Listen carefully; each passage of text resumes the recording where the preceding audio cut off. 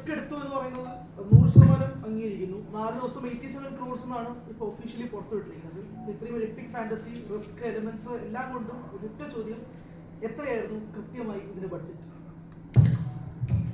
വളരെ നല്ല ചോദ്യമാണ്. സാധാരണ നോ കമന്റ്സ് എന്നാണ് ഞാൻ ഉത്തരവായിട്ട് പറയാറുള്ളത്. ഇപ്പോ വന്നിരിക്കുന്ന ഈ ഗ്രോസ് കളക്ഷന്റെ ഒരു 70-75% അതിന്റെ ബഡ്ജറ്റ് ഉണ്ടായിരുന്നു. കാൽക്കുലേറ്റ് ചെയ്തോളൂ. ഈ ആദ്യ ഷോ കണ്ടു കഴിഞ്ഞപ്പോൾ നമ്മൾ ഷോ കാണുന്നു. ആദ്യ ഷോ കണ്ടു കഴിഞ്ഞപ്പോൾ മൊത്തത്തിൽ ഒരു ടെൻഷൻ പ്രൊഡ്യൂസറിനും ഡയറക്ടറിനും ഉണ്ടായിരുന്നു. ആദ്യ ഷോയിൽ നമുക്കറിയാം നമ്മുടെ ആളുകളാണ് കൂടുതൽ ഷോ കാണുന്നത്. അതിനുശേഷമാണ് ആ ഷോയ്ക്കൊരു നമ്മൾ റിവ്യൂസ് ആണെങ്കിലും നല്ല റിവ്യൂസ്, നമ്മൾ ഒരിക്കലും പ്രതീക്ഷിക്കാത്ത റിവ്യൂസ് വരുന്നുണ്ട്.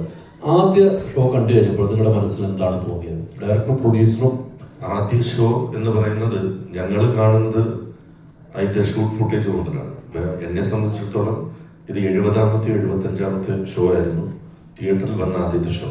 അപ്പോൾ ആദ്യ സീൻ കണ്ടപ്പോൾ തൊട്ടുള്ള റിലീസ് വരെയുള്ള ടെൻഷൻ അങ്ങനെ തന്നെ. കാരണം നമ്മൾ പുതിയൊരു ജോണറാണ് ട്രൈ ചെയ്യുന്നത്. പുതിയൊരു ജോണർ, അത് ഒരു കോമഡി സിനിമയിൽ നിന്ന് ഒരു ഫൺ ഫാന്റസി, എപ്പിക് ഫാന്റസി ജോണറിലേക്ക് മാറുമ്പോൾ അത്രയും വലിയൊരു ബഡ്ജറ്റിൽ, അത്രയും ഇങ്ങനെയൊരു സാഹചര്യത്തിൽ അത് റിലീസ് ചെയ്യുമ്പോൾ ഒരു റൈറ്റ്സിൻ്റെ, അതായത് നമ്മൾ OTT റൈറ്റ്സ് അല്ലെങ്കിൽ സാറ്റലൈറ്റ് റൈറ്റ്സിൻ്റെ ചർച്ചകളിലേക്ക് പോകുമ്പോൾ സാധാരണ പ്രീ റിലീസ് നമ്മൾ സിനിമകൾ കാണിക്കുമ്പോൾ റിലീസ് ഡേറ്റ് കൺഫേം ചെയ്യുക എന്നുള്ളത് അവരെ സംബന്ധിച്ചോളം പ്രധാനപ്പെട്ട ഒരു കാര്യമാണ്. അപ്പം നമ്മൾ ആ സമയത്ത് ഏത് സിനിമയും റിലീസ് ചെയ്യുമോ എന്നുള്ള സംശയത്തിൽ ഒരു ചാനൽ പോലും അല്ലെങ്കിൽ ഒരു OTT ചാനൽ പോലും ഒരു ഡിസിഷൻ എടുക്കാൻ തയ്യാറായിരുന്നില്ല. റിലീസ് ആകുന്നത് അതായത് സിനിമ ഇറങ്ങുന്നതിൻ്റെ തലേന്ന് പോലും ചിലപ്പോൾ റിലീസ് മാറ്റി വെക്കാം എന്നുള്ളൊരു അവസ്ഥയിൽ 100% റിസ്കിൽ മാത്രമാണ് ആടിറങ്ങിയത്. അപ്പം അത് ഇങ്ങനെയൊരു വിജയത്തിലേക്ക് വന്നാൽ മാത്രമേ ബ്രേക്ക് ഈവൻ ആവുള്ളൂ എന്നുള്ളത് വ്യക്തമായ ധാരണ എനിക്കും വേണുചേട്ടനും ഉണ്ടായിരുന്നു. അതുകൊണ്ട് തന്നെ ആ റീസണിൽ ഞാൻ അത്യാവശ്യം ടെൻസ്ഡ് ആയിരുന്നു. ബിക്കോസ് ഒരു 100% അഭിപ്രായം വരണം എന്നായിരുന്നു നമ്മുടെ എല്ലാവരും. പക്ഷെ 95% ഓഫുള്ള ആളുകൾ ഈ സിനിമ കണ്ടവർ വളരെ ഗംഭീരമായ അഭിപ്രായം പറഞ്ഞു. അത് ഞാൻ ആദ്യത്തെ ദിവസത്തെ തിയേറ്ററിൽ ഞാൻ പകുതി സമയം ഉണ്ടായിരുന്നുള്ളൂ. പകുതി സമയം ഞാൻ ഓൺലൈനിൽ റിവ്യൂസും കാര്യങ്ങളൊക്കെ കണ്ടു തുടങ്ങിയിരിക്കുകയായിരുന്നു. എനിക്കൊരു പോസിറ്റീവ് റെസ്പോൺസ് ഫസ്റ്റ് ഹാഫ് കഴിഞ്ഞപ്പോൾ തൊട്ട് തന്നെ കിട്ടി തുടങ്ങി. So I was feeling better. As usual mister വിതിന്മേനോൻ തോമസ് മുങ്ങിയിരുന്നു. ഷോയ്ക്ക് വന്നില്ല, അദ്ദേഹം അണ്ടർവേൾഡിലായിരുന്നു. റിലീസിന് ശേഷം എൻ്റെ കോള് വന്നതിന് ശേഷം തമിഴ്നാട്ടിലോട്ട് പോകണോ അതോ തിരിച്ച് കേരളത്തിലേക്ക് വരണോ എന്നുള്ള രീതിയിൽ ബോർഡറിലായിരുന്നാണ് എനിക്ക് ഇവിടെ കിട്ടിയത്. കറക്റ്റ് അല്ലേ?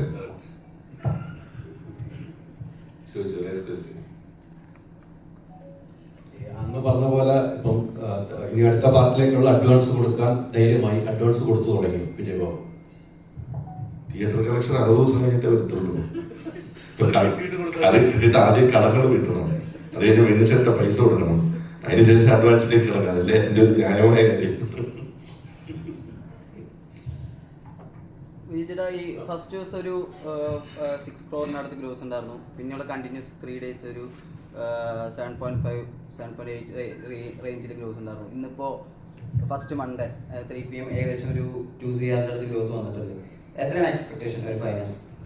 അല്ല, എന്ന് ചോദിച്ചാൽ നമുക്ക് ഏറ്റവും ബെസ്റ്റ് ആയിട്ട് പോകട്ടെ എന്നല്ലേ നമുക്ക് ചിന്തിക്കാൻ പറ്റും. അപ്പോൾ ഇതിൻ്റെ ഒരു പാറ്റേൺ നിങ്ങൾക്കറിയാം. ഇപ്പോൾ ഒരു സിനിമ അങ്ങനെ ഒരു പാറ്റേൺ, എൻ്റെ ഫ്രൈഡേ ഫിലിം ഹൗസിനെ സംബന്ധിച്ചിടത്തോളം ഞാൻ ചെയ്തിട്ടുള്ള സിനിമകളിൽ ഇത്രയും ഇങ്ങനൊരു കളക്ഷൻ എനിക്ക് എൻ്റെ ലൈഫിൽ ആദ്യമാണ്. നമ്മൾ ഏതൊരു പ്രൊഡ്യൂസറിൻ്റെ ഡ്രീമാണ് ലൈഫിൽ എപ്പോഴെങ്കിലും ഇങ്ങനെയൊരു മാസ് ഹിറ്റ് അടിക്കണം. അത് ഇപ്പം ഞാൻ സിനിമയിൽ പ്രൊഡക്ഷൻ തുടങ്ങിയിട്ട് 14 വർഷമായി. അപ്പോൾ ഈ 14 വർഷത്തെ കാത്തിരിപ്പിന് ശേഷമാണ് ഇങ്ങനെ ഒരു മാസ് ഹിറ്റിലേക്ക് വന്നത്. അപ്പോൾ ഓരോ സ്റ്റെപ്പും എനിക്കും ഒരു പുതിയ എക്സ്പീരിയൻസ് ആണ്. നിങ്ങൾ ചോദിക്കുന്ന ചോദ്യം എനിക്ക് നിങ്ങളോട് ചോദിക്കാം. നിങ്ങൾ ഇതിനു മുമ്പ് പല ഇത് എത്ര വരാം എനിക്കും അറിയില്ല, ഞാനും പുതിയതാണ്. അപ്പം നമ്മുടെ ഒരു ഗെസ്റ്റിമേറ്റ് എന്ന് പറയുന്ന ഓക്കെ ആദ്യത്തെ കടമ്പ എന്ന് പറയുന്നത് ബ്രേക്ക് ഈവൻ ആവുക എന്നുള്ളതാണ്. അപ്പം എന്നെ സംബന്ധിച്ചിടത്തോളം ഇത്രയും വലിയൊരു ഹിറ്റായി ഇത്രയും വലിയ ഗ്രോസ് വന്നിരിക്കണം. My next step is okay have to sell the rights, break even ചെയ്യുക എന്നുള്ളത്. അങ്ങനെ ഞാൻ അങ്ങനെ ഒരു ഫിഗറിലേക്ക് നോക്കിയിട്ട് അത് എത്തട്ടെ എന്ന് പറഞ്ഞിരിക്കുകയല്ല. എൻ്റെ അടുത്ത സ്റ്റെപ്പ് എന്ന് പറയുന്നത് ബ്രേക്ക് ഈവൻ ചെയ്യുക. അതിനുശേഷം നമുക്ക് എന്താണ് ഇപ്പോൾ ഇതും ഞാൻ എൻജോയ് ചെയ്യുകയാണ് എക്സ്പീരിയൻസ്. എത്രയാവട്ടെ എന്ന് ഞാനും നോക്കിക്കൊണ്ട് തന്നെ ഇരിക്കുകയാണ്. അറിയില്ല എത്ര വന്നാലും ഓക്കെയാണ്. പറഞ്ഞിരുന്നു സ്ക്രിപ്റ്റ് കംപ്ലീറ്റ് ആണ് പാർട്ട് 2 എന്നുള്ളതാണ്. ഇപ്പോൾ വിജയചേട്ടനും പറഞ്ഞിരുന്നു ഇത് വലിയ ഹിറ്റായാൽ മാത്രമേ അതിലേക്ക് കടക്കുള്ളൂ എന്നുള്ളതാണ്. അപ്പോൾ ഈ 2 ചോദ്യങ്ങൾക്കും ഏകദേശം ഉത്തരവായിട്ടുണ്ട്. ഹിറ്റുമായി സ്ക്രിപ്റ്റ് കംപ്ലീറ്റ് ആയി. എന്നാണ് ഡേറ്റുകൾ ലോക്ക് ചെയ്ത് ഷൂട്ട് തുടങ്ങുന്നത്? കഴിഞ്ഞ പ്രാവശ്യം ഞങ്ങൾക്കൊരു ഞങ്ങളുടെ കാൽക്കുലേഷനിൽ ഞങ്ങൾക്കൊരു മണ്ഡലത്തിനെ പറ്റിയത് മഴക്കാലത്തിന് തൊട്ട് മുമ്പ് ഷൂട്ട് തുടങ്ങി. അപ്പം അത് പിന്നെ ഞങ്ങൾക്ക് ശീലമാണ്. എല്ലാ കാലത്തും ആടുമായിട്ട് എവിടെ പോയാലും മഴ പെയ്യുന്നൊരവസ്ഥയായിരുന്നു. എന്നാൽ പിന്നെ മഴക്കാലത്തേക്ക് മഴക്കാലത്തോടെ തുടങ്ങി ഒരുപാട് നഷ്ടങ്ങളും ഷെഡ്യൂൾ ബ്രേക്കുകളും എല്ലാം അത് അങ്ങനെ വന്നുപോയി. അപ്പോൾ ഇപ്രാവശ്യം നമ്മൾ മഴയൊന്നും ഒതുങ്ങിയിട്ട് എല്ലാവരുടെയും നിങ്ങൾക്ക് എപ്പം മഴ വേണമെന്ന് ഞങ്ങൾ ഷൂട്ട് വെച്ചാൽ മഴ പെയ്യുന്നുള്ള അവസ്ഥയാണ്. അതുകൊണ്ട് ഇനി കാലാവസ്ഥയുടെ ഒരു ഇതും കൂടെ കണക്കിലെടുത്തുകൊണ്ട് ഈ മഴക്കാലം കഴിഞ്ഞതിന് ശേഷമായിരിക്കും അതിന്റെ. തമിഴ്നാട്ടിൽ 10 വർഷമായിട്ട് മഴ പെയ്യാത്ത ചില സ്ഥലങ്ങളിൽ നിങ്ങൾക്ക് കോൾ വന്നിട്ടുണ്ട് അവിടെ ഷൂട്ട് ചെയ്യാവുന്ന ഫ്രീ ആയിട്ട് ലൊക്കേഷനൊക്കെ തരാമെന്ന്. അത് മാത്രമല്ല അത് നിങ്ങൾ കാണാം ഇത്രയും ആർട്ടിസ്റ്റുകളുടെ കഴിഞ്ഞ ഏകദേശം 10 മാസം ഞങ്ങൾ ബ്ലോക്ക് ചെയ്തു. അതായത് കഴിഞ്ഞ മെയ് തൊട്ടിട്ട് ജനുവരി വരെ ഞങ്ങൾ ബ്ലോക്ക് ചെയ്തു. അപ്പൊ അവർക്കെല്ലാം അത്യാവശ്യം കമ്മിറ്റ്മെന്റുകൾ ഉണ്ട്. ജയസൂര്യ ആണെങ്കിൽ പോലും കഴിഞ്ഞ 4 വർഷമായിട്ട് സിനിമ ചെയ്തിട്ടില്ല. അദ്ദേഹം പാടിന് ശേഷമാണ് 1-2 പടങ്ങൾ കമ്മിറ്റ് ചെയ്തിരിക്കുന്നത്. അപ്പൊ അത് തീർക്കണം. അത്യാവശ്യം നല്ല പ്രീ പ്രൊഡക്ഷൻ വേണ്ട ഒരു സ്ക്രിപ്റ്റാണ് ഇത് എഴുതിയിരിക്കുന്നതെന്നാണ് എനിക്ക് മനസ്സിലാക്കാൻ കഴിയുന്നത്. അതുകൊണ്ട് തന്നെ നമ്മൾ ഈ ആർട്ടിസ്റ്റിന്റെ ഡേറ്റുകളും ഈ പറയുന്ന അതിന്റെ എന്തൊക്കെ ലൊക്കേഷൻസും അതിന്റെ പ്രീ പ്രൊഡക്ഷനും ഒക്കെ ചെയ്ത് മഴയില്ലാത്തൊരു സമയം നോക്കി ഞങ്ങളത് ഷൂട്ട് ചെയ്യാൻ പറ്റുന്നതായിരിക്കും. ഈ ഷൂട്ടിംഗ് സമയത്ത് മിഥുന നമ്മളിപ്പോൾ സിനിമ കൊണ്ട് നമുക്ക് ഒത്തിരി പേർക്ക് പല സ്ഥലങ്ങളിലും ചിരികൾ കിട്ടുന്നുണ്ട്. മിഥുൻ ആ ഷൂട്ടിംഗ് സമയത്ത് ഈ സബ്ദുൽ ഷമീറിന്റെ ആണെങ്കിൽ പോലീസ് സ്റ്റേഷനുള്ള സീൻ അങ്ങനെ കുറേ സീനുകളുണ്ട്. ഷൂട്ടിംഗ് സമയത്ത് മിഥുൻ ഏറ്റവും കൂടുതൽ ചിരിച്ച ഒരു അനുഭവമായിരിക്കും ഷൂട്ടിംഗ് ചെയ്തുകൊണ്ടിരിക്കുന്നത്. സിനിമ കാണുമ്പോൾ ഷൂട്ടിംഗ് ചിലപ്പോൾ തൂക്കിയ സീനുകളുണ്ട് എല്ലാം ഉണ്ടാവും. അതിലേതായിരിക്കും? എനിക്ക് കൊഞ്ഞനം കുത്തുന്ന സീൻ കുറേ ദിവസം പ്രായത്തിലുള്ള സ്പോയിലർ അടവും എനിവേസ് 2-3 ദിവസങ്ങളായി ഷൂട്ട് ചെയ്താണെങ്കിൽ ഞാനതിങ്ങനെ മനസ്സിൽ വിഷ്വലൈസ് ചെയ്തിരുന്നു ഇത് എങ്ങനെയായിരിക്കും സംഭവിക്കാൻ പോകുന്നത്. അതുപോലെ സ്ലാബ് സ്റ്റിക്ക് പീക്ക് അടിപ്പിക്കുകയാണ് നമ്മൾ കൊണ്ടുവന്നിട്ട്. ഇപ്പം അതിനകത്ത് നോക്കിക്കഴിഞ്ഞാൽ ഇപ്പം എനിക്ക് ഞാനിങ്ങനെ പറയുന്നത് വിനാചേട്ടൻ അഭിനയിച്ചുകൊണ്ടെന്നപ്പോൾ ഞാനിങ്ങനെ വെറുതെ ഇങ്ങനെ ആലോചിക്കുമായിരുന്നു. ഇപ്പോൾ തമിഴന്മാരാരെങ്കിലും കാണുകയാണെങ്കിൽ അവരുടെ സിനിമയിലെ കൊടൂർ വില്ലനായ വർമ്മൻ നിന്ന് ഇങ്ങനെ പെർഫോം ചെയ്തത് എന്തായിരിക്കും അവരുടെ മനസ്സിൽ കൂടെ എന്തായിരിക്കും പുള്ളിയുടെ തിരിച്ചുകൊണ്ട് അടിച്ചത്. ഇതൊക്കെ ഓക്കെ ആണല്ലോ നമ്മൾ ധൈര്യമായിട്ട് അടിച്ചു ഇനി ഒന്നും നോക്കണ്ട. സജിയോട്ടനോട് ഞാൻ ഫുട്ടേജ് കാണിച്ചു കൊടുക്കും. വിനാചേട്ടൻ അടിച്ചത് വിട്ടുകൊടുക്കരുത്. അപ്പോൾ സജിയോട്ട് അതിന് വേണ്ടി പ്രിപ്പയർ ചെയ്യണം. ആലോചിച്ച് നോക്കുക. അപ്പം ഒരു സ്ലാബ് സ്റ്റിക് കോമഡി എന്ന് പറയുന്ന ഒരു സിനിമയിലെ അങ്ങനത്തെ ഒരു രംഗം അത് ഞാൻ ഒരുപാട് ആസ്വദിച്ച ഒരു രംഗമാണ്. പിന്നെ അടുത്ത ചേട്ടൻ്റെ കൗണ്ടർ ഞാൻ സ്പോയിലേഴ്സ് ഒന്നുകൊണ്ട് പറയുന്നില്ല. പിന്നെ ഇത് എനിക്കിഷ്ടപ്പെട്ട ഒരുപാട് സിനിമയിലെ രംഗങ്ങൾക്കൊക്കെ ട്രിബ്യൂട്ട് കൊടുക്കുന്നുണ്ട്. അപ്പോൾ പടനായകൻ കോമൻകുറുപ്പ് പറയാൻ പറ്റില്ല, കാരണം ഇനി ആളുകൾ കാണാൻ പോകുന്നുള്ളൂ. അതുകൊണ്ട് അത് പറഞ്ഞു കഴിഞ്ഞാൽ സ്പോയിലറായി പോകും. പിന്നെ നമ്മുടെ അലേയ ബോൺ ലാറയും കസാൻഡ്രയും 2 ടൈം ലൈനുകളിൽ ആൾക്കാർക്കിട്ട് കൊടുക്കുന്നുണ്ട്. അത് ആർക്കിട്ടൊക്കെ കൊണ്ടെന്ന് നമുക്കറിയാം. ആ 2 രംഗങ്ങളും ഞാൻ വളരെ കൗതുകത്തോടെ നോക്കിയിരുന്ന രംഗങ്ങളായിരുന്നു. അങ്ങനെ ആസ്വദിച്ച് ഷൂട്ട് ചെയ്ത ഒരുപാട് മൊമെന്റുകൾ. അതുപോലെ ഇൻഡർസൈഡിൽ കുഞ്ഞ് ട്രാൻസ്ഫോർമേഷൻ സീനുണ്ട്, ഒരു മിറർ ഷോട്ട് ഉണ്ട്. അപ്പോൾ അതൊക്കെ ഞങ്ങളെല്ലാവരും വളരെ കൗതുകത്തോടു കൂടിയും വളരെ ആവേശത്തോടു കൂടിയും ഒരുപാട് ചിരികളോടെയും ഷൂട്ട് ചെയ്തിട്ടുള്ള രംഗങ്ങളാണ്. പിന്നെ നമുക്ക് സ്വാഭാവികമായും ചിരി വരും. ഞാനിങ്ങനെ ഇവർ പെർഫോം ചെയ്യുമ്പോൾ നമുക്കറിയാം ഇവരെന്താ ചെയ്യാൻ പോകുന്നത്. അതിങ്ങനെ നമ്മുടെ മനസ്സിൽ വിഷ്വലൈസ് ചെയ്യുമ്പോൾ തന്നെ കുറേ രംഗങ്ങളിൽ നമ്മൾ ചിരിച്ചുകൊണ്ടാണ് ചെയ്തത്. ഇപ്പം ചിരി വന്നില്ലെങ്കിൽ ഞാൻ ചുറ്റും നിൽക്കുന്ന ആളുകളുടെ മുഖത്തേക്ക് നോക്കും. ഇവർ ചിരിക്കുന്നുണ്ട്, യൂണിറ്റിലെ ചേട്ടന്മാരുടെയും നമ്മുടെ ട്രെയിനിലെ ജിബിലെ ആൾക്കാരൊക്കെ നോക്കിയാൽ മതി. ആ ഹ്യൂമർ അവർ കഥ അറിഞ്ഞിട്ടല്ലോ ചെയ്യുന്നത്. പെട്ടെന്ന് അവരുടെ റിയാക്ഷൻ നോക്കുമ്പോൾ തന്നെ നമുക്ക് ഏകദേശം മനസ്സിലാവും ഒരു ഹ്യൂമർ വർക്കൗട്ട് ആവുമോ ഇല്ലയോ. പിന്നെ ഞാൻ സ്പോയിലർ ആവുന്നതുകൊണ്ട് പറയുന്നില്ല, കുറച്ചധികം രംഗങ്ങൾ വളരെ ആസ്വദിച്ച് ചെയ്തിട്ടുണ്ട് ഈ സിനിമയിൽ.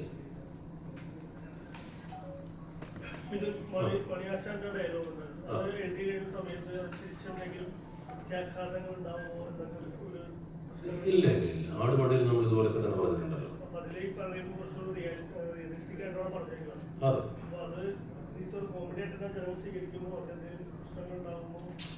അത് ആട് മണ്ണോടുകൂടി എൻ്റെ ആശങ്കയെല്ലാം പറയുന്നത്. കാരണം പൊളിറ്റിക്കൽ സറ്റയർ നമുക്ക് പിടിക്കാം. നമ്മൾ കരുതി കൂട്ടിയ ആളുകളെ തിരഞ്ഞുപിടിച്ച് ആക്രമിക്കാനായി സീരിയസ് സിനിമയൊക്കെ ചെയ്യുമ്പോഴാണ് ഒരുപാട് ചർച്ചകളും മറു ചർച്ചകളും ഒക്കെ ആയിട്ട് വിവാദങ്ങളൊക്കെ വരിക. ഇത് ശുദ്ധമായ ആക്ഷേപഹാസ്യം, പൊളിറ്റിക്കൽ സറ്റയറാണ്.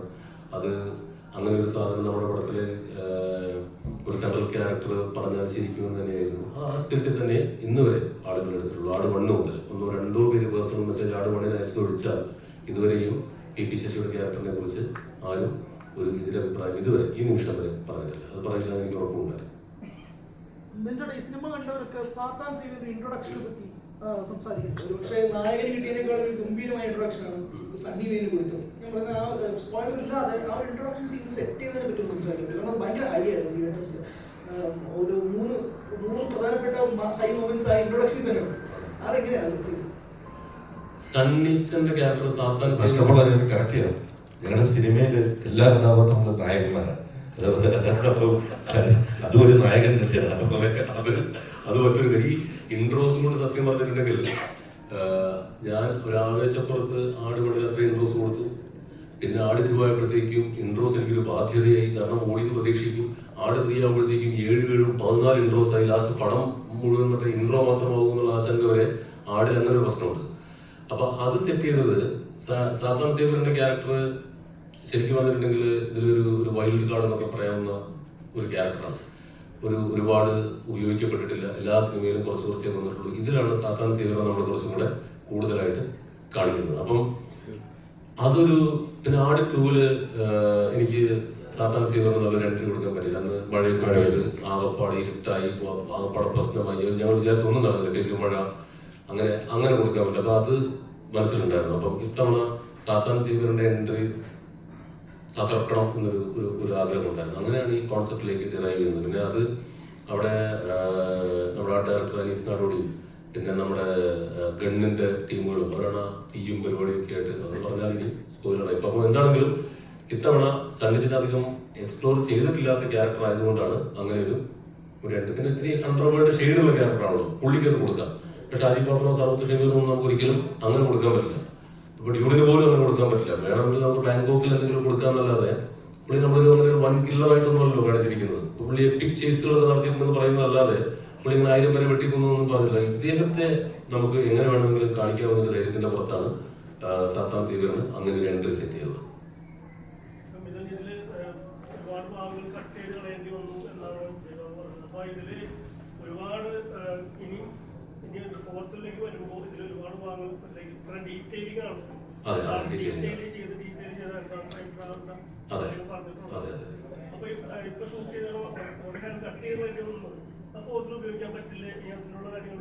ഫോർത്തിൽ ഉപയോഗിക്കാനുള്ള സാധ്യത കുറവായിരിക്കും. പക്ഷെ എപ്പോഴെങ്കിലും ഇദ്ദേഹം ഏതെങ്കിലും OTT പ്ലാറ്റ്ഫോം ഒക്കെ ചെയ്യാവുന്ന ഒരു ഡയറക്ടേഴ്സ് കട്ടിനുള്ള സാധ്യത കഴിഞ്ഞാൽ അങ്ങനെ ഒരു കട്ട് നിങ്ങൾക്ക് OTT പ്ലാറ്റ്ഫോമുകളിലൊക്കെ അങ്ങനെ പോസിബിലിറ്റി ഉണ്ടെങ്കിൽ ഒരു ഡയറക്ടേഴ്സ് കട്ട് എന്നൊക്കെ പറയുന്ന ഒരു കട്ട് കാണാവുന്നതാണ്. അതിലെല്ലാം ഉൾക്കൊള്ളിക്കാവുന്നതാണ്. അതിന്റെ ഡ്യൂറേഷൻ പ്രശ്നമില്ല. 3.5 മണിക്കൂറായാലും ആളുകൾ ഇതിന്റെ ഒരു ഡയറക്ടേഴ്സ് കട്ട് കാണുമെന്നാണ് എൻ്റെ പ്രതീക്ഷ. ഒരു പോസിബിലിറ്റിയാണ് കേട്ടോ. അങ്ങനെ സിനിമകൾ വരാറുണ്ടല്ലോ, വന്നാൽ അപ്പോൾ കാണാം. ഫോർത്തിലേക്ക് ഉപയോഗിക്കാവുന്ന രീതിയിൽ സെറ്റ് ചെയ്തതല്ല.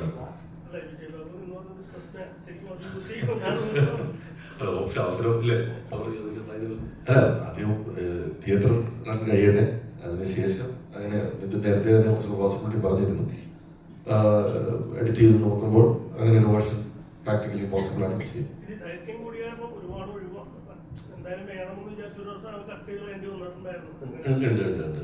പിന്നെ സിനിമ നമ്മൾ ഷൂട്ട് ചെയ്ത് കഴിയുമ്പോഴേ നല്ല സീനുകളൊക്കെ നമ്മുടെ എഡിറ്റിംഗ് ടേബിളിൽ ചിലപ്പം അപ്രത്യക്ഷമാവും.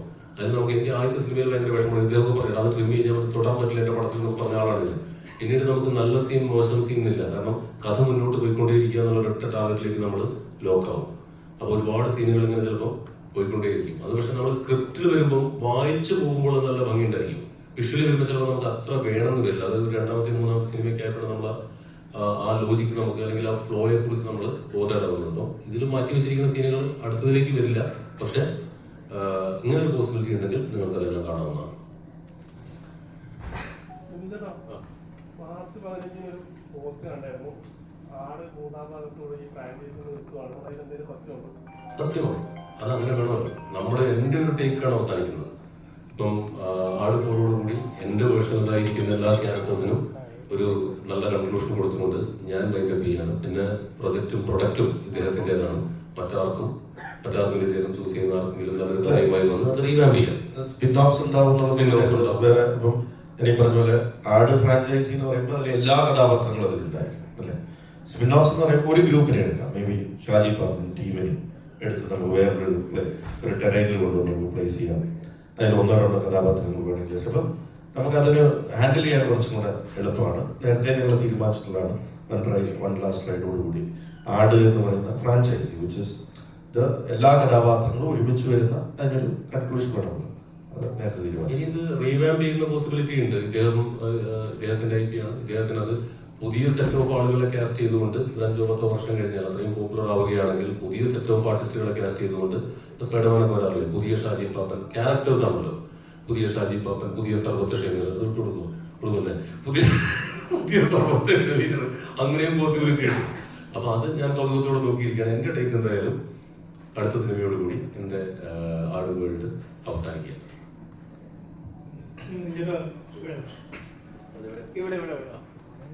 ആട് 3 നോക്കിക്കഴിഞ്ഞാൽ 3ലേക്ക് ലീഡ് ചെയ്യുന്ന തരത്തിലുള്ള ഡയലോഗുകളൊക്കെ ആട് 2 ഉള്ളതായിട്ട് ഇപ്പം ഓൺലൈനിലൊക്കെ അത്തരത്തിലുള്ള ചർച്ചകളും കണ്ടെത്തലുകളൊക്കെ നടത്തുന്നുണ്ട്. ഇപ്പം ആട് 2 സക്സസിലാണ് 3 അനൗൺസ് ചെയ്തത്. ആട് 2 മേക്ക് ചെയ്യുമ്പോൾ തന്നെ അല്ലെങ്കിൽ നെക്സ്റ്റ് പാർട്ട് അല്ലെങ്കിൽ പാർട്ട് 4 ഒക്കെ ചെയ്യണമെന്ന് അത്തരത്തിലുള്ള ഒരു കൺവിക്ഷൻ അന്നേ ഉണ്ടായിരുന്നു. ഇത് ഉറപ്പായിട്ട് ഒരു 3-ാം ഭാഗം പോലും വിജയിച്ചാൽ എന്നുള്ളത് നമുക്കറിയാം. നമ്മുടെ ക്യാരക്ടേഴ്സ് ആണല്ലോ, ഈ 7 ക്യാരക്ടേഴ്സും അതിനെ ചുറ്റിപ്പറ്റിയുള്ള ഈ സബ് ക്യാരക്ടേഴ്സിനെ വെച്ചിട്ടുള്ള ഒരു വേൾഡാണ്. അപ്പം ഇത് എത്ര തവണ വേണമെങ്കിലും നമുക്ക് ആളുകൾ മടുക്കുവോളം ഇപ്പം ഫ്രാഞ്ചൈസ് സിനിമകൾ നോക്കിക്കൂടെ, ഒരു 10-11 ഒക്കെ വരുന്ന 7-8 ഒക്കെ വരുന്ന ഫ്രാഞ്ചൈസ് സിനിമകളുണ്ട്. അപ്പോൾ ഒരു നല്ല ഒരു ഫ്രാഞ്ചൈസിന്റെ ലക്ഷണം എന്ന് പറയുന്നത് make the second one A block buster എന്നുള്ളതാണ്. അപ്പോൾ അതിനുശേഷം 3, 4, 5 വരെയൊക്കെ നമുക്ക് പോകാം. അപ്പോൾ ഉറപ്പായിട്ടും 2ാമത്തെ വർക്കായിരുന്നെങ്കിൽ 3ാമത്തത് ഞങ്ങൾ ചെയ്യും എന്ന് ആദ്യമേ തന്നെ ധാരണയുണ്ടായിരുന്നു. ഇതെല്ലാം പ്രേക്ഷകരുടെ കയ്യിരിക്കുന്ന കാര്യങ്ങളാണ്. നമ്മൾ ചെയ്യുമെന്ന് തീരുമാനിച്ചിട്ടില്ല. അപ്പോൾ അതാണ് ഞാൻ ഇപ്പോഴും പറഞ്ഞുകൊണ്ടിരിക്കുന്നത്, വർക്കാവുകയാണെങ്കിൽ ചെയ്യാം. നമ്മുടെ കൺവിക്ഷൻ എല്ലായ്പ്പോഴും തിയേറ്ററിൽ വിജയിച്ചോണമെന്നില്ല. അപ്പം 2ന്റെ സമയത്ത് തന്നെ ആലോചന ഉണ്ടായിരുന്നു ഒരു 3 ചെയ്യാം. പക്ഷെ 3ന്റെ സമയത്ത് അതൊരു 2 പാർട്ട് ഫിലിമായി ചെയ്ത് കൺക്ലൂഡ് ചെയ്യാന്നുള്ളത് തന്നെയായിരുന്നു സ്റ്റാർട്ടിംഗ് തൊട്ടേയുള്ള തീരുമാനം. ഇനി 4 ഇറങ്ങിയിട്ട് പ്രേക്ഷകർ പറയുന്ന പോലെ 5ാം പാർട്ട് വേണമെന്ന് ഭയങ്കരമായിട്ട് ഈഗർ ചെയ്യുകയാണെങ്കിൽ അതിവിടെ ചോദിക്കേണ്ടത് അത് ഇനി ഇദ്ദേഹത്തിന്റെ ഡിസ്ക്രിപ്ഷനാണ്. വിജയിച്ചേട്ടാ മറ്റൊരു ചോദ്യം ചോദിക്കുകയാണ്. ഇപ്പോൾ ആട് 1ൽ നിന്നും ആട് 3ലേക്ക് നോക്കിക്കഴിഞ്ഞാൽ വിജയിച്ചേട്ടൻ ഒരുപാട് മാറ്റം വന്നിട്ടുണ്ട്. ആസ് എ പ്രൊഡ്യൂസറിനേക്കാൾ ഉപരി എനിക്ക് ആട് 3 കണ്ടപ്പോൾ ശ്രദ്ധിച്ചത് ആസ് ആൻ ആക്ടർ ഒരുപാട് ഇവോൾവ് ആയിട്ടുണ്ട്. ഇപ്പം ഫസ്റ്റ് ചെയ്യുന്ന സമയത്ത് വിജയിച്ചേട്ടൻ തന്നെ പറഞ്ഞിട്ടുണ്ട് കോമഡി ഇതും ചെയ്യാൻ പറ്റത്തില്ല, അല്ല അങ്ങനത്തെ ഒരാളല്ല എന്ന് പറഞ്ഞ ആട് 3ലേക്ക് നോക്കിക്കഴിഞ്ഞാൽ ഗംഭീരമായിട്ടാണ് കോമഡി ചെയ്തിരിക്കുന്നത്. ഇൻഫാക്ട് റിയൽ ലൈഫിലും ഭയങ്കരമായിട്ട് കോമഡി പറയാനായിട്ട് തോന്നിയിട്ടുണ്ട്. അത് ഈ ഒരു ടീമിനോടൊപ്പം ചേർന്നത് കൊണ്ടാണ്, അല്ലെങ്കിൽ ആ ഒരു ജേണി എത്രത്തോളം ഹെൽപ്പ് ചെയ്തിട്ടുണ്ട് ആസ് ആൻ ആക്ടർ ആണെങ്കിലും പ്രൊഡ്യൂസർ ആണെങ്കിലും? ഞാൻ എന്നും ഹ്യൂമർ ഇഷ്ടപ്പെട്ടിട്ടുള്ള ആളാണ്. അത് ഞാനൊരു ചാനലിന്റെ വൈസ് പ്രസിഡന്റ് ഒക്കെ അല്ലെങ്കിൽ CEO ആയിട്ടൊക്കെ ഇരുന്നത് കൊണ്ട് ആളുകൾക്ക് അങ്ങനെ ഒരു സീനിയർ പൊസിഷനിൽ ഇരിക്കുമ്പോൾ നമ്മളൊരു സീരിയസ് പേഴ്സണായിട്ട് നമ്മളെ കാറ്റഗറൈസ് ചെയ്ത് പോകുന്നതാണ്. I always love humour. Friday film ഹൗസിന്റെ ആദ്യ സിനിമ കൊണ്ട് നോക്കുകയാണെങ്കിൽ എല്ലാ സിനിമകളിലും ഒരു ഹ്യൂമറിന്റെ ഫ്ലേവർ എന്നും ഉണ്ടായിരുന്നു. അത് മങ്കിപ്പനാണെങ്കിലും അടിയപ്പേര് കൂട്ടമണിയാണെങ്കിലും ഹോമാണെങ്കിൽ കൂടി ആ ഫ്ലേവർ അത് because I love humour as A genre. ഞാൻ ഹ്യൂമർ ഇഷ്ടപ്പെടുന്ന ഒരാളാണ്. ഇതിനറിയാം ഓരോ ഡയലോഗ് ഞങ്ങൾ സീരിയസ് ആയിട്ട് ഞങ്ങളുടെ ലൈഫിൽ സംസാരിച്ചിട്ടില്ല. ഏറ്റവും സീരിയസ് സിനിമ ഇറങ്ങുന്നതിന്റെ തലേന്ന് പോലും ഞങ്ങൾ വളരെ ലൈറ്റ് ഹാർട്ടഡ് ആയിട്ടുള്ള കോൺവെർസേഷനാണ് ഉണ്ടായിട്ടുള്ളത്. അങ്ങനെയാണ് ഞാൻ ലൈഫിനെ അപ്രോച്ച് ചെയ്യുന്നത്. അങ്ങനെയുള്ള സിനിമകൾ ചെയ്യാനാണ് എനിക്കിഷ്ടം. ഫ്രൈഡേ ഫിലിം ഹൗസ് യൂണിവേഴ്സിനെ കുറിച്ച് വിജയിച്ചേട്ടൻ പറഞ്ഞു പോയായിരുന്നു. ഇപ്പോൾ ഇതിനകത്ത് രഞ്ജിത്ത് സാറിനെ കൊണ്ടുവരാൻ ചിലപ്പോൾ ഒരു ആഗ്രഹം ഉണ്ടായെന്ന് പറഞ്ഞിരുന്നു. പടക്കണം സമയത്ത് വലിയ വിജയമായിരുന്നെങ്കിൽ പോലും പ്രതീക്ഷിച്ച വിജയം ഉണ്ടായില്ലെന്നും പറഞ്ഞു. പലിശയുടെ പലിശ സഹിതം ഈ പടത്തിലൂടെ കിട്ടിയോ? 2 ആ യൂണിവേഴ്സ് എന്ന് എക്സ്പെക്ട് ചെയ്യാം. ക്രോസ് ഓവേഴ്സിനുള്ള സാധ്യത. ക്രോസ് ഓവർ എന്ന് പറയുന്നത് ഏതൊരു പ്രൊഡക്ഷൻ ബാനറിനെ സംബന്ധിച്ചിടത്തോളം ഒരു യൂണിവേഴ്സ് ഉണ്ടാക്കുക എന്ന് പറയുന്നത് അവരുടെ വൺ ഓഫ് ദ ഡ്രീമാണ്. അത് നമ്മൾ മനഃപൂർവ്വം ഓക്കെ ഇനി ഇങ്ങനെ ഒരു ക്യാരക്ടറിനെ കൊണ്ടുവരാൻ ഇങ്ങനെ ഒരു ക്യാരക്ടർ അത് ഇവോൾവ് ചെയ്യുന്നതാണ്. അതേപോലെ ഇപ്പോൾ ഫ്രൈഡേയിൽ നോക്കുകയാണെങ്കിൽ അങ്ങനെ കുറച്ച് ക്യാരക്ടേഴ്സ് ഇൻക്ലൂഡിങ് ആട്ടിലെ കഥാപാത്രങ്ങളും പടക്കിലെ കഥാപാത്രങ്ങളും ഒക്കെ വെച്ചിട്ട് ഉണ്ടായിട്ടുണ്ടെന്നുള്ളൊരു സത്യമാണ്. ഡെഫിനറ്റ്ലി അങ്ങനെ ഒരു ക്രോസ് ഇപ്പം നമുക്ക് ഒരു ക്യാരക്ടറിനെ കൊണ്ടുവരണമെന്നുണ്ടെങ്കിൽ ആ ഒരു ഓപ്ഷൻ ഡെഫിനറ്റ്ലി അതിൻ്റെ സ്പിൻ ഓഫ്സ് പ്ലാൻ ചെയ്യുമ്പോൾ അല്ലെങ്കിൽ അങ്ങനെ പ്ലാൻ ചെയ്യുമ്പോൾ അത് ഡെഫിനറ്റ്ലി ചിന്തിക്കുന്ന കാര്യമായിരിക്കും. ഈ ഷൂട്ടിംഗ് സമയത്ത് ഒരു പിടിവാശി എന്ന നിലയിലേക്ക് ഇപ്പോൾ മിഥുൻ നേരത്തെ പറഞ്ഞ ആദ്യത്തെ ഇതുകൊണ്ടപ്പോൾ കട്ട് ചെയ്യാൻ എൻ്റെ സിനിമ കട്ട് ചെയ്യരുത് എന്ന് പറഞ്ഞൊരു സംഭവം, ഈ ഷൂട്ടിംഗ് സമയത്ത് നിങ്ങൾ തമ്മിലുണ്ടായ ഒരു ഏതെങ്കിലും ഒരു സ്ഥലത്ത് ഇതെനിക്ക് വേണം അല്ലെങ്കിൽ അതെനിക്ക് വേണം, അങ്ങനെ ഒരു ഷൂട്ടിംഗ് സ്ഥലത്തോ എഡിറ്റിംഗ് ടേബിളോ ഉണ്ടായിട്ടുണ്ട് നിങ്ങൾ തമ്മിൽ? ഞങ്ങൾ തമ്മിൽ ഒരിക്കലും അത് ഉണ്ടാവില്ല. കാരണം അതിന്റെ പ്രശ്നം എന്ന് പറയുന്നത് I M there as A actor also, ഞാനാണ് അതിന്റെ ബാലൻസിങ് ആക്ടർ. പ്രൊഡക്ഷൻ ടീം, അതായത് എൻ്റെ ബ്രദർ ഉൾപ്പെടുന്ന അല്ലെങ്കിൽ കാവ്യ ടീം ഉൾപ്പെടുന്ന ഞങ്ങൾ അവരുടെ ഒരു ടീം ഞാനുമായിട്ടാണ് ആർഗ്യൂ ചെയ്യുന്നത്. അതെന്തിനാണ് അങ്ങനെ ഒരു സീൻ എന്ന് ചോദിക്കുകയും ഞാൻ ഇദ്ദേഹത്തോട് ഇരുന്ന് ചർച്ച ചെയ്യുകയും അതിൻ്റെ ഒരു ബാലൻസിങ് ആക്ട് എപ്പോഴും നടത്തിക്കൊണ്ടിരിക്കുന്നത് ഞാനാണ്. അത് ആവശ്യമുണ്ടെന്ന് എനിക്ക് തോന്നിയാൽ ഞാൻ പ്രൊഡക്ഷനോട് പറയും യെസ് അത് ആവശ്യമുണ്ട്. ഇനി അതല്ലെന്ന് തോന്നിയാൽ ഞാൻ ഇതിനോട് ചോദിക്കുക. അങ്ങനെ ഞങ്ങൾ ഡിബേറ്റ് ചെയ്ത് ഞങ്ങൾ തമ്മിൽ തന്നെ അങ്ങനെ ഒരു തീരുമാനത്തിലെത്തി. അല്ലാതെ ഞാനും മിഥുനും തമ്മിൽ ഒരു ആർഗ്യുമെന്റിലേക്ക് പോകാറില്ല. മിഥുൻ ഞാൻ ചോദിക്കും, മിഥുൻ എന്നെ കൺവിൻസ് ചെയ്യും.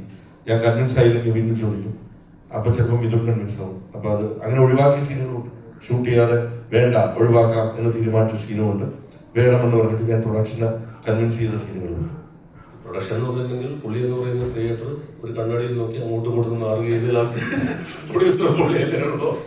അപ്പോൾ ഭയങ്കര ഞങ്ങൾ ഇത്രയും ഒരു ടീമായിട്ട് ഇത്രയും വലിയൊരു സിനിമ ശരിക്കും 10 മാസം കൊണ്ട് ഇത്രയും വലിയൊരു സിനിമ പോസ്റ്റ് പ്രൊഡക്ഷനും VFXും കഴിഞ്ഞ് റിലീസാക്കുക എന്ന് പറയുന്ന ഒരു ഇമ്പോസിബിൾ ടാസ്ക് തന്നെയായിരുന്നു. അത് ഇപ്പോഴും ഞങ്ങളുടെ തമാശ പറഞ്ഞിരിക്കുന്നതിൻ്റെ കാരണം ഇത്രയും 130ഓളം ദിവസം ഷൂട്ട് പോയിട്ട് അന്യോന്യം പ്രൊഡക്ഷനും ഡയറക്ഷൻ ടീമും തമ്മിലോ മറ്റ് ഡിപ്പാർട്ട്മെന്റുകൾ തമ്മിലോ മുഖം മുഷിഞ്ഞ് ഒന്ന് സംസാരിക്കേണ്ട അവസ്ഥ പോലും ഞങ്ങൾക്ക് ഉണ്ടായില്ല. ഇത്രയും വലിയൊരു പടം ഷൂട്ട് ചെയ്തു എന്നുള്ള ഒരു ഫീല് പോലും ശരിക്കും പറഞ്ഞാൽ ഞങ്ങൾ തിരിഞ്ഞു നോക്കുമ്പോൾ ചില സീനുകൾ കാണുമ്പോഴാണ് ഇതൊക്കെ നമ്മൾ വളരെ ആസ്വദിച്ചാണല്ലോ സിമ്പിളായിട്ടാണല്ലോ ഷൂട്ട് ചെയ്ത് പോകുന്നതെന്ന് തോന്നുന്നത്. ഇവരെല്ലാവരും പ്രൊഡക്ഷൻ ഡിപ്പാർട്ട്മെന്റും ടെക്നിക്കൽ ഡിപ്പാർട്ട്മെന്റും ആക്ടിംഗ് ഡിപ്പാർട്ട്മെന്റ് ആക്ടേഴ്സ് എല്ലാവരും ഒരുമിച്ച് നിന്നുകൊണ്ട് സംഭവിച്ചത്. അത് പിന്നെ സ്വാഭാവികമായും സംഭവിക്കും. എന്താണെന്ന് വെച്ചിട്ടുണ്ടെങ്കിൽ ഞങ്ങൾ 2 സിനിമ ഓൾറെഡി ഒരുമിച്ച് പൂർത്തിയാക്കിയതാണ്. അപ്പോൾ ഒരു ഋതുവും ഒരു മെക്കാനിക്സും ഒക്കെ ഓൾറെഡി അവിടെ ഉണ്ട്. അതുകൊണ്ട് തന്നെ കാര്യങ്ങളൊക്കെ ഇപ്പം കാവ്യയുടെ ടീം വന്നപ്പോഴും ഒരു കൂട്ടം സഹൃദയരുടെ സംഘമാണ് ഞങ്ങളുടെ കൂടെ വന്ന് ചേർന്നത്. എസ്പെഷ്യലി വേണിച്ചേട്ടൻ. കാരണം വേണിച്ചേട്ടനെ നമ്മൾ വെറുതെ ഇത് ബ്രഹ്മാട്ട ഹിറ്റ് അടിക്കും അല്ലെങ്കിൽ വലിയ വിജയമാകും എന്ന് പറഞ്ഞുകൊണ്ടൊന്നുമല്ല. അദ്ദേഹം സ്ക്രിപ്റ്റ് വായിച്ച് ഇഷ്ടപ്പെട്ടിട്ട് വരുന്നതാണ്. അദ്ദേഹം അല്പം ക്രിയേറ്റീവ് ആയിട്ടുള്ള ഒരാളായതുകൊണ്ട് ഞങ്ങൾക്ക് ഈ ഷൂട്ടിംഗ് പ്രോസസ് പ്രശ്നരഹിതമായിരുന്നു എന്ന് തന്നെ പറയാം. പിന്നെ ലോജിക്കിന് മുൻതൂക്കം കൊടുത്തുകൊണ്ട് പോയിക്കൊണ്ടിരിക്കുന്ന ഒരു സംഘം എന്നാണ് ഞങ്ങളുടെ ഒരു കോമ്പിനേഷൻ ഞങ്ങൾ വിശേഷിപ്പിക്കുക. അത് ചേട്ടാ അത് ഇങ്ങനെ ചെയ്താൽ ഇങ്ങനെ സംഭവിക്കും, അങ്ങനെ സംഭവിക്കുന്നത് പുള്ളിയെയും കൺവിൻസ് ചെയ്യാൻ ഭയങ്കര എളുപ്പമാണ്. സിനിമയുടെ നന്മയ്ക്ക് വേണ്ടി മാത്രമാണ് ഞങ്ങൾ രണ്ടുപേരും നിന്നിട്ടുള്ളത്. അതുകൊണ്ട് തന്നെ ഞങ്ങൾ ഇത്രയും ഒരുപാട് പണം മുടക്കി ഷൂട്ട് ചെയ്ത സീനുകൾ നമ്മൾ എഡിറ്റ് ചെയ്യുമ്പോഴും അതിനകത്ത് പ്രശ്നങ്ങൾ ഉണ്ടാവാത്തത് എന്താണെന്ന് വെച്ചാൽ സിനിമയുടെ നന്മയ്ക്ക് വേണ്ടിയാണ്. അത് ഞങ്ങൾ 2 തവണ ചെയ്തിട്ടുള്ളതാണ്. So it all works out.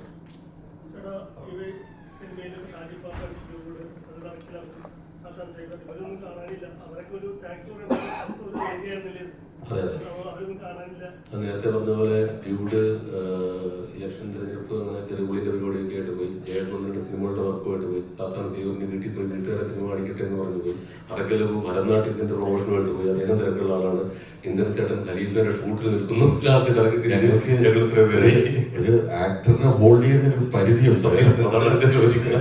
അതായത് അവര് എല്ലാവരും ഈ സിനിമയുടെ റിലീസിന് 10 ദിവസം മുമ്പ് മുതൽ റോഡിൽ ഇന്റർവ്യൂസ് കാര്യങ്ങളൊക്കെ ആയിട്ട് പിന്നെ തിയേറ്റർ വിസിറ്റ്സ് കഴിഞ്ഞ ഇന്നലെ രാത്രി വരെ അവര് എല്ലാവരും കാലിക്കറ്റ്. ഇത് ആക്ച്വലി ഞങ്ങൾ 2 പേരും മാത്രം വരാമെന്ന് പറഞ്ഞു. പക്ഷെ ഇവിടെ വന്നിരിക്കുന്ന എല്ലാവരോടും ഞങ്ങൾ വീണ്ടും ഉണ്ണിയൊക്കെ ഷൂട്ട് ചെയ്യാത്ത ദിവസം പോലും സെറ്റിൽ വരുന്നതിന് നീ ഉണ്ണിയെടുത്ത് നീ വീട്ടിൽ പോടാ പറഞ്ഞുകൊണ്ടി വരും. അപ്പോൾ ഇനിയിപ്പോൾ നമ്മൾ സക്സസ് മീറ്റ് നമുക്ക് എല്ലാവരും ഡെഫിനറ്റ്ലി നമുക്ക് എന്തായാലും ഇതിനൊരു സക്സസ് മീറ്റ് ഉണ്ടാവുമല്ലോ, ഒരു സെലിബ്രേഷൻ ഉണ്ടാവും. അന്ന് നമ്മളെല്ലാവരും ഒരുമിച്ച് നമുക്ക് മീഡിയനെ കാണുന്നതായിരിക്കും. ആട് 1-ൽ ചെമ്പൻ ചേട്ടൻ ആട് 2-ലില്ല, ആട് 2-ൽ ബൈജു ചേട്ടൻ ആട് 3-ലില്ല. അപ്പൊ അധികമായാലും അമൃതം വിഷം എന്ന് പറയുന്ന പോലെ ഇന്റൻഷനലി എടുത്തൊരു തീരുമാനമായിരുന്നു. അല്ല, സ്ക്രിപ്റ്റിന്റെ ഒരു പോക്ക് വെച്ചത് ഞാൻ അങ്ങനെ അധികമായാലും അമൃതം വിഷം എന്ന് പറഞ്ഞാൽ കുറച്ചല്ലേ ഉണ്ടായിരുന്നുള്ളൂ. അതല്ല, സ്ക്രിപ്റ്റ് നമ്മൾ എഴുതി വന്നപ്പം അങ്ങനെ ഒരു സാധ്യത ഇല്ലാതിരുന്നതുകൊണ്ടാണ്. ഇതിനകത്ത് ആട് 2-ൽ ചെമ്മഞ്ചേട്ടൻ്റെ ക്യാരക്ടറിനെ ഉൾക്കൊള്ളിക്കാൻ ശ്രമിച്ചു. പക്ഷെ നടന്നില്ല. കാരണം കഥ വേറെ ഇങ്ങനെ ചേട്ടനെ കുറച്ചേ ഉണ്ടായിരുന്നുള്ളൂ. പിന്നെ ആട് 3 ആയപ്പോഴത്തേക്കും നമ്മൾ വേറെ വഴിക്ക് പോയി. അപ്പോൾ അങ്ങനെ സംഭവിച്ചതാണ്. പിന്നെ ബൈജുവേട്ടൻ്റെ ഉതുപ്പച്ചായൻ എന്ന് പറയുന്ന ക്യാരക്ടറിനെ സ്റ്റെല്ല ആട് 2-ൽ ഉണ്ടായിരുന്നപ്പം അങ്ങനെ ഒരു ട്രാക്ക് നമ്മൾ പിടിച്ചതായിരുന്നു. അത് പോസിബിലിറ്റീസ് ഇല്ലാതിരുന്നുകൊണ്ടാണ്. അല്ല നമ്മൾ ആരെയും മനഃപൂർവ്വം എഴുതി വരുമ്പോൾ നമുക്ക് കുറേ കഥാപാത്രങ്ങളെ ഇൻക്ലൂഡ് ചെയ്യിക്കാൻ പറ്റാതെ പോകും.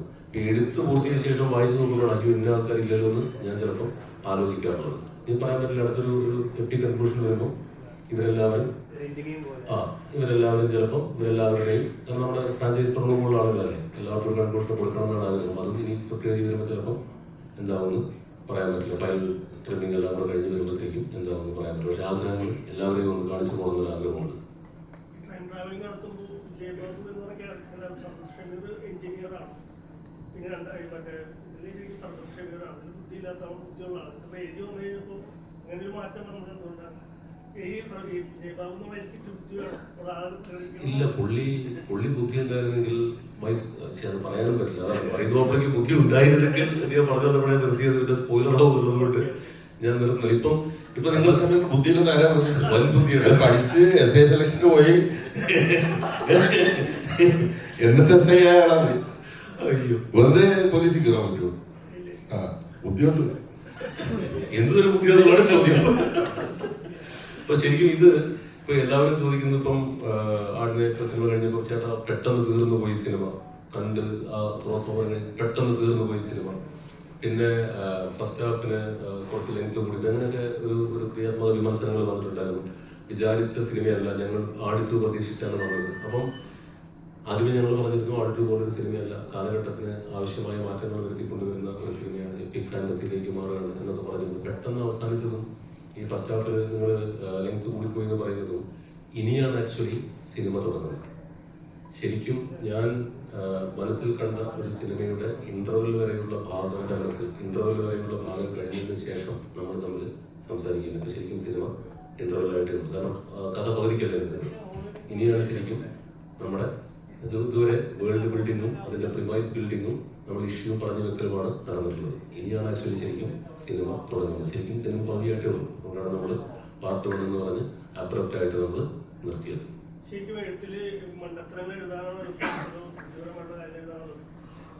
മണ്ടത്തരങ്ങൾ എഴുതാനാണ് ബുദ്ധിമുട്ട് ശരിക്കും പറഞ്ഞിട്ടുണ്ടെങ്കിൽ. ഇപ്പം ഒരു ത്രില്ലർ, ബുദ്ധിപരമായ ഒരു ത്രില്ലറൊക്കെ എഴുതാന്ന് പറഞ്ഞിട്ടുണ്ടെങ്കിൽ നമുക്ക് ലോജിക്കൊക്കെ വെച്ച് കളിക്കാം. ഈ നോ ലോജിക് അല്ലെങ്കിൽ നോ ബ്രെയിനേഴ്സ് ഒക്കെ എഴുതുമ്പോൾ പ്രശ്നം എന്ന് പറഞ്ഞാൽ ഇത് ചിരിക്കുകയും കൂടി വേണമല്ലോ. അപ്പോൾ എനിക്ക് ശരിക്കും ഹ്യൂമർ എഴുതാനാണ് ആക്ച്വലി ബുദ്ധിമുട്ട്. മണ്ടത്തരം എഴുതാൻ ഭയങ്കര ബുദ്ധിമുട്ടാണ്.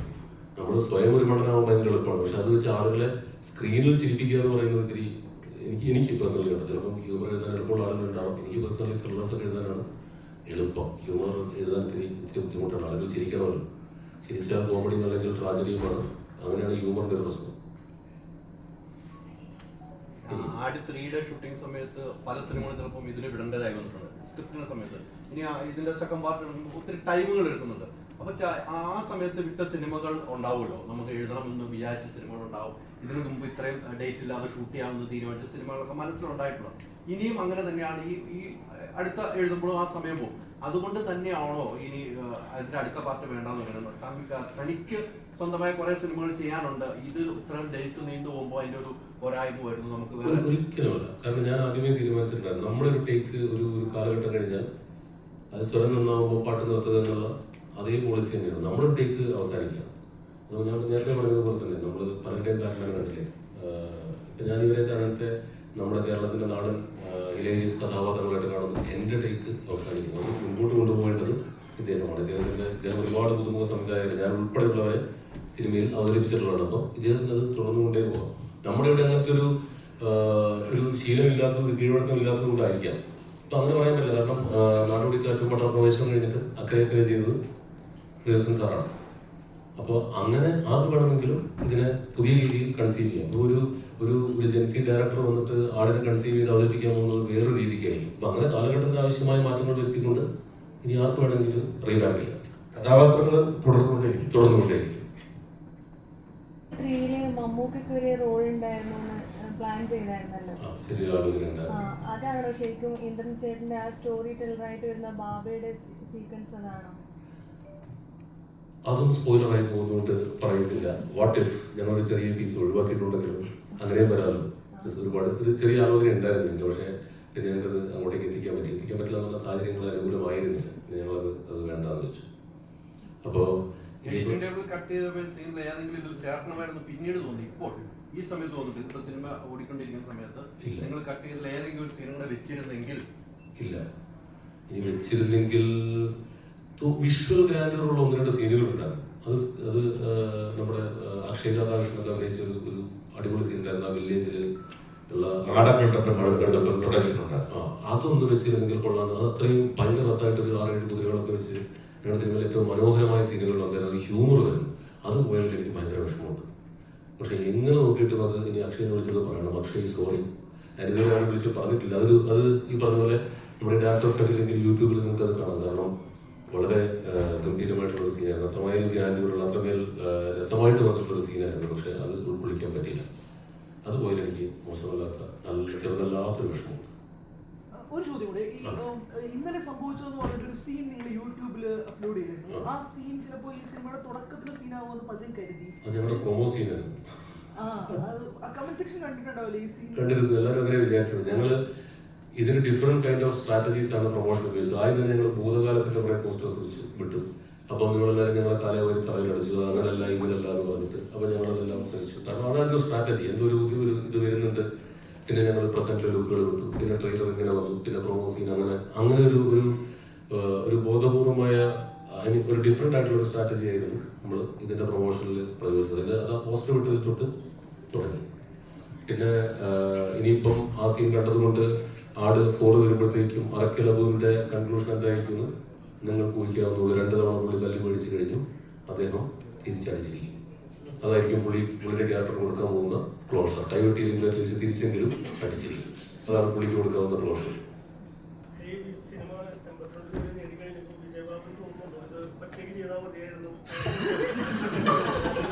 എന്തിനു പാട്ടക്കാരൻ വന്ന് ചാവാലോ ഷൂട്ടിനിടയ്ക്ക്.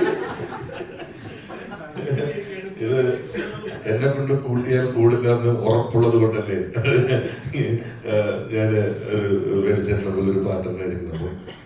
ഒരിക്കലും ഇതിന്റെ മാഗ്നിറ്റ്യൂഡ് എനിക്ക് ഒറ്റയ്ക്ക് എടുക്കാൻ പറ്റുമായിരുന്നില്ല. എനിക്കതിലൊരു സന്തോഷമുള്ളത് വേണിച്ചേട്ടനെ പോലെ നല്ല മനസ്സുള്ള ഒരു ആളുടെ കൂടെ ഇത് ചെയ്തതല്ലാതെ ഒരു ബോംബെ സ്റ്റുഡിയോ ആയിട്ട് ഞാൻ ടൈപ്പ് ചെയ്തില്ലല്ലോ എന്നുള്ളതിന്റെ ഒരു സന്തോഷമാണ് കൂടുതൽ. എന്ത് സംഭവം അറിയോ, ഇതിനകത്ത് ഇത്രയും വലിയ കോടികൾ റിസ്ക് എടുക്കുമ്പോൾ ഇദ്ദേഹം ക്യാമറയ്ക്ക് മുൻപിൽ 2 വേഷത്തിലൂടെ നിൽക്കേണ്ട ഒരു ആക്ടർ കൂടിയാണ്.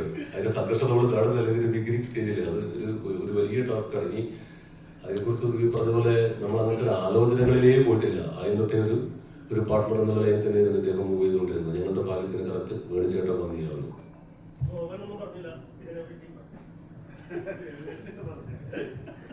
അടുത്ത മേടിച്ചോട്ടുണ്ടാവുമല്ലോ.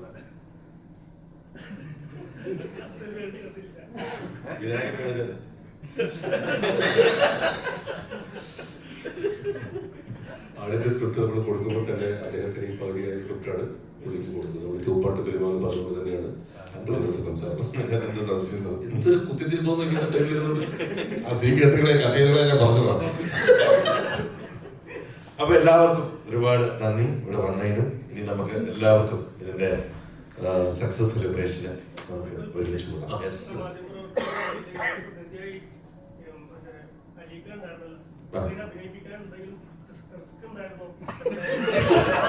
റിസ്ക് ഉണ്ടായിരുന്നു. ഇപ്പൊ പറഞ്ഞു ചുരുങ്ങില്ല. ഡബിങ് ഷൂട്ടിൽ വന്നിട്ട് കരഞ്ഞ് കണ്ണീര് കുടിച്ച് അസിസ്റ്റന്റ് ഡയറക്ടേഴ്സിന്റെ മുഴുവൻ ചെറിയ ആട്ടം തൂക്കുക ചെറിയ സീൻ മറ്റേ ഡബ് ചെയ്യാൻ വന്നിട്ട് കേട്ടിട്ട് പോയ ആളാണ്. അപ്പോഴേക്ക് ലാസ്റ്റ് 5 ദിവസം കൊണ്ടാണ് ഡബിങ് പൂർത്തിയാക്കിയത്. ഞാൻ പോണ ദിവസമൊക്കെ കുറെ പേരുണ്ട്. അത് എന്നെ വീണ്ടും ജയിപ്പിക്കണം. ഇതിന്റെ ഇഷ്ടം വരാൻ ഡബിയാണ്. പക്ഷെ അവിടെ ഈ പറഞ്ഞ പോലെ ആ സീൻ കൃത്യമായിട്ടും അദ്ദേഹത്തിന്റെ ചോദ്യത്തില് വർക്കൗട്ടായി. പി ശശി ഇതിനും തമ്മിലുള്ള പുള്ളി വന്നു സഭ മറ്റേ സിനിമയിൽ അഭിനയിക്കുന്നതിന്റെ ബുദ്ധിമുട്ടുകളില്ലാത്ത പുള്ളി വളരെ ഗംഭീരമായിട്ട് ആ സിനിമ ചെയ്തു. ആ സീൻ താത്തൊക്കെ കാണാൻ മനസ്സിലാവുന്നത് വർക്കൗട്ട്. തിരിച്ചു പറയുന്ന ഡയലോഗ് എഴുതിയ പുള്ളി തന്നെയാണ്. അതെ.